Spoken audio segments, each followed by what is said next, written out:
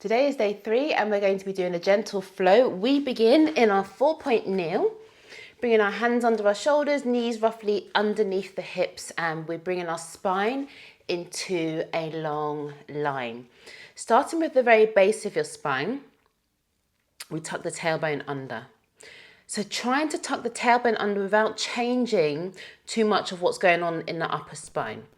Bring your spine back out into that long line. So again, I always think of like a naughty dog or embarrassed, or you know when dogs are feeling a bit embarrassed and they tuck their tail under in between their legs. Or is it shame? I don't know. I'm a cat owner, but I've seen dogs do this. Tuck the tailbone under, trying to keep the upper spine quiet, meaning there's not much going on in the upper spine.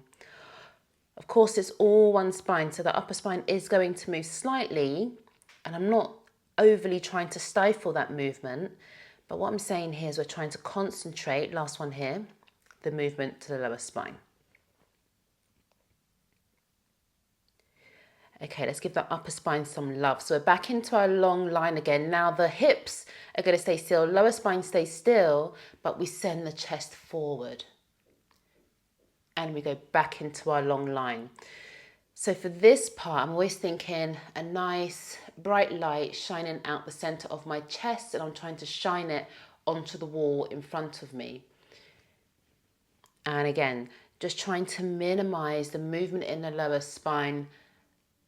But when we say minimize the movement, we're not being rigid and tensing up any areas of the body here.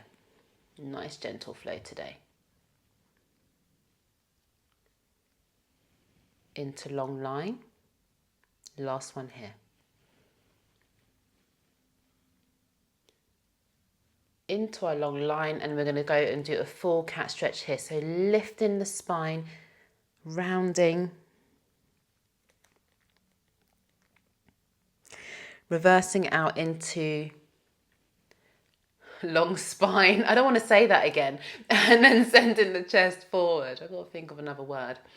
Into our lengthened spine, and then we tuck the tailbone under. Try and find some height in between the tips of your shoulder blades here. Lengthen out. Send the chest forward.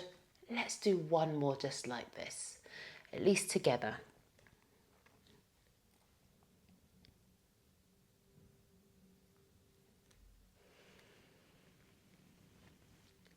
Lengthen through the spine. Coming onto our side, we're going to do some mermaid stretches here. So it's up to you whether you want to have your legs into a 90-90 or whether you want to have both knees together. You can even do this cross-legged if you prefer, but I just prefer this. It makes me feel a lot more balanced in my seat, and I quite like the stretch that I can get into the back hip here if I have a focus there. Meaning if I draw that hip down towards the floor, I can get a little bit of that. So left leg is in front, left hand onto the floor. We're bringing the upper arm up and over. Feel how the rib cage and the spine is bending sideways. So I'm really lifting this top rib cage here on my right side up towards the ceiling. I want a nice arch there.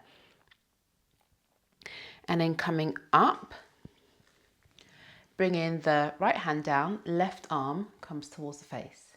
Bending now in the opposite direction. And there's that stretch that I love. Oh, need that. And then other side. Left hand comes down, right arm up over. This is number 2. When you come up, you can either push off with the hand or you can use the strength of your oblique muscle on that right side to come up. You decide what you're looking for today. What sensation feels good for you? Left hand down. I believe this is number 3. Let's make this one the last one. Always welcome to pause the video and do more or spend more time. And then coming all the way up, switching over. So now my right leg goes in front, my left leg goes out behind. So again, doesn't have to look the way I'm doing it, just find your comfortable position. Right leg in front, right hand onto the mat, and then we go up and over. I'm coming down onto my elbow. And I'm coming all the way up.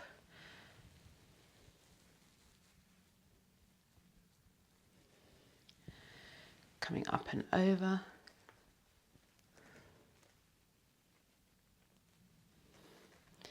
And up, here's 2. That was my elbow.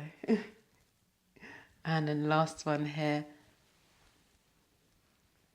So I'm always, even with this gentle flow, there is some stability going on, some stabilizing going on, but I'm just really slowing it down. And I love gentle flows because it's such a nice way to check in with the body, especially when we're doing this unilateral movement. So we're doing one side, then the other. I think that's what unilateral means. You get to check in with how the body's moving one side versus the other. Not so that we can get overly correcting about it, but just so we can, just check in with ourselves. So from here, I've got my right leg out long. I'm folding my left leg in. I'm then going to have my left hand behind my head and my right hand rests on this long right leg. So left hand, left knee, right hand, right leg. We start off by rotating towards this bent thigh on the left here. So I rotate and then come center. 1. So we can do 4 of everything on this portion here, this section here. This is 2. So I'm finding that an inhale here makes sense for me and an exhale back. You just find your breath pattern. I'm mentioning the breath to remind you to find a breath pattern for your flow and not to hold your breath. Okay, so from here, that's the 4th one. We're going to rotate to the left and now I'm going to side bend down this right leg. So I'm going straight over to my right. I'm trying to anchor my left hip to the floor, at least create space between my armpit and my hip. And then come back up and then I'm facing forward again. So twist to the left, side bend. This is one of my favorite modifications. I do these every week, that's no exaggeration. Whether it's in my self-practice or in a class, they're in there. This is number 3, side bending. When we come up, we're still in a twist and then we rotate forward. Last one like this is a transition on this 4th one. So we rotate to the left, side bend down the right, hold here. Now upper body, upper spine is going to rotate to look down. So face, eyes, chest, look down towards that right thigh. And then I rotate out again. Just rotate to where feels good, respecting that natural range of movement that you've got within the spine today. Some days are more, some days are less. We work with what we got. This is number 3.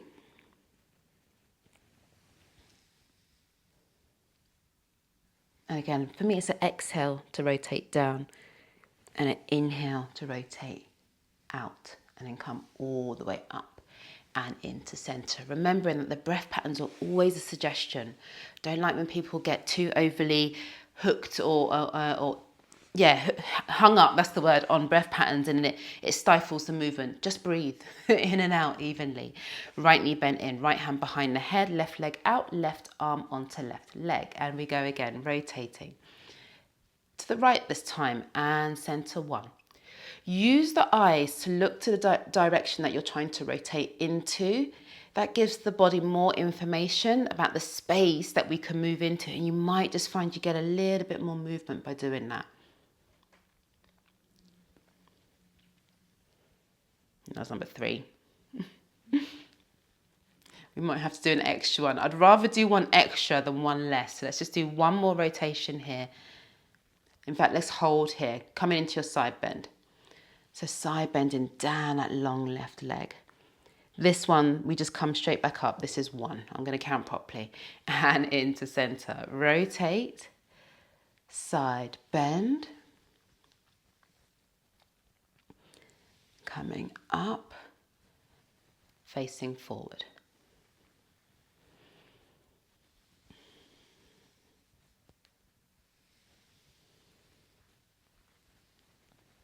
That's 3. This is the last one here. We have a transition on this last one. So we rotate, side bend, hold here, rotate torso, eyes, face, chest, looks down to that left leg. And then we open back out again. Just find your rotation. Remember, I am not about perfection. I'm about moving, not necessarily counting to 4 correctly, but this is the 4th one here. That's all part of the no perfection thing. That's my excuse anyway. Coming all the way up. Nice. Bringing ourselves onto our backs. So you'll notice I have my my braids in at the moment. Try, if you have a bun or long hair, make sure that your bun is as high up onto your head as possible so that you can comfortably place your head onto the floor. I can't tell you how important that is for your neck and just how much more comfortable that is as well. So we're here onto our mats. We've got the feet flat onto the floor. Allow the collarbone to be wide, center of the chest to be soft, area around the belly button to be nice and relaxed. Organize your shoulders, your shoulder blades. They can find their place onto the mat. And then we're going to lift the arms up towards the ceiling. Here we want the hands right over the shoulders, and I still have my shoulder blades from top to tip anchored down onto my mat. Now, you may need to navigate around wall and furniture, but we're going to bring the arms out into a T position, but they're not going to come all the way down to the floor. We're going to hover the arms just off the floor, and I'm going to exhale and bring the hands back over the chest again. So the hands just come back to here with the hands over the chest. And here's 2. You might feel a nice stretch. I feel the stretch in my biceps. You're going to feel it wherever you're tight, or maybe this is just a case of just finding some opening through the front of the body. Take what you need. Let's go for 3 more. I don't know if you can hear the interesting noises my stomach's making. Last 2, it happens when I lie onto my back, and it's just one of those things. So if you hear it, just, that's what it is. Last one here. I'm inhaling to open out. So if I feel like I'm breathing into expansion and then exhaling, almost maybe I'm squeezing the air out. I'm not sure. We hold the hands over the chest here. You're going to bring your right arm overhead behind you. Left arm is coming forward. We're walking the arms past each other, so we switch. Right arm comes forward, left arm overhead. Again, in this movement, you might find that one side of the body has a different range of movement. So you're just going to respect where the body wants to go to. It's not about trying to get both sides to do the exact same thing. I always say we're not symmetrical beings. There's always going to be something different, one side versus the other on our bodies. And we just are working with that. Okay.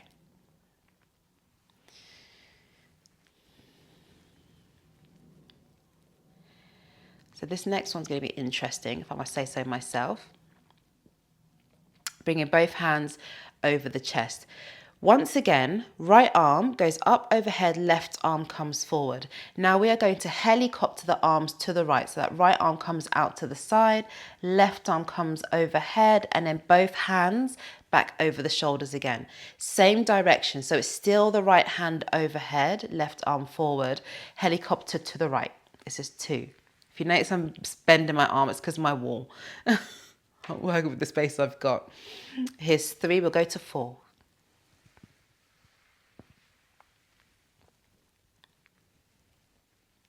Last one.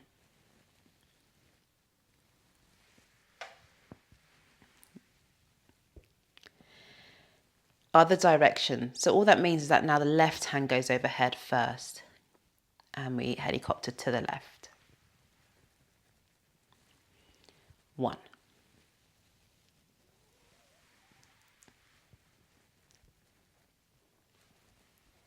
2. 2 more.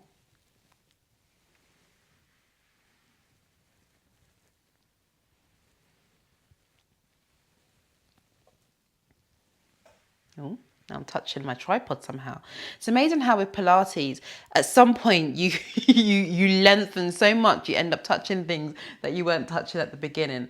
Okay, so we did this move in the standing routine yesterday. This one is the double leg stretch, and double legs, we're not actually going to be stretching double legs today. That is coming up in a future class this week. But today, what we're going to do is we've got both, one hand onto each knee. It's a variation on the double leg stretch, but actually only stretches out one leg. So I'm starting with the right side first of all. I'm keeping my head, chest down. There is an option to bring the head and chest up if you want to go for that option. Do go for it. Otherwise, reaching the arm and leg away from each other.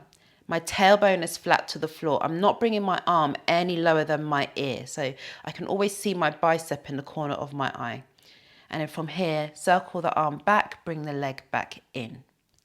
And reach in. Rib cage drawing down towards the back of the body.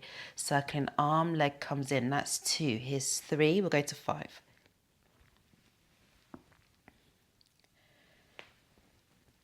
4. And 5.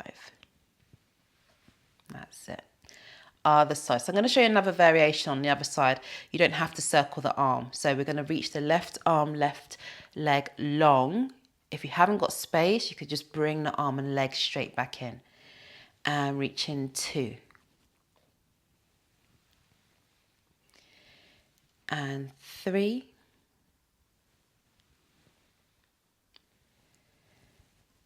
4. We're going to 5. Last one. And 5. Just check in. I've got anything left for us today. We've got one more move to go. So 1 foot at a time onto our mats, bringing our arms out into a T position. We're finishing off with our spine twist with feet onto the floor. So spine twist supine. We're on our back, so that means we're supine. And we're going to twist both knees to the right. That left leg is going to just stack on top of the right leg. Left foot stacks on top of the right foot. And making sure my shoulder here on this left side is anchored to the floor. So I'm not lifting the shoulder off the floor, we're nice and anchored. As we exhale, draw into this upper side of the body, to the left side of the body, to bring the legs back through center. Twisting over to your right. My knees, to your left. My knees have gone to the left, but I'm almost thinking about drawing my right side of my rib cage to the opposite direction to my knees. There's an opposition going on here. Exhaling, connecting to the air between the rib cage, the area between the rib cage and the hip to bring the legs back through center, okay? That's enough explanation on that. So inhale, twist, exhale back. Breathing into the left, exhaling center. I'm not sure what to do with this hand. And then I checked the space before I started recording and I had space, but I've grown since. Last time to the right, back into center. And it's how it is. It's how it is Pilates at home, you know. Last time here to the left. And back into center. And we're all done. So it's entirely up to you what you do from here. You can just rest here for a little bit longer. But I will be back again tomorrow, where we'll be going through a side series. So side series is where we literally lie onto our sides and do the entire routine like that. It's not usual that you would do an entire class on your side, but side series is usually a portion that happens within a Pilates class. So I was going to give it its own section, and like I did today, just break down the moves a little bit for those of you who are new to Pilates or getting back into it, just to give you a few hinters and pointers. So I will see you tomorrow for day 4 sideline series. Take care. Bye.